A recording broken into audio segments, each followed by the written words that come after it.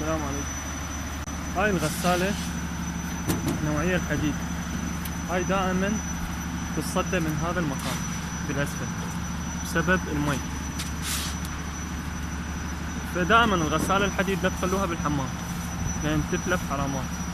فمعالجة هاي الحالة هي قطعة ألمنيوم، هاي الألمنيوم ونخليها هنا ونضربها براغي من الجهتين، من هنا ومن هنا، من هنا نخيطها خياط. هسه راح نعالجها ونشوف النتيجة.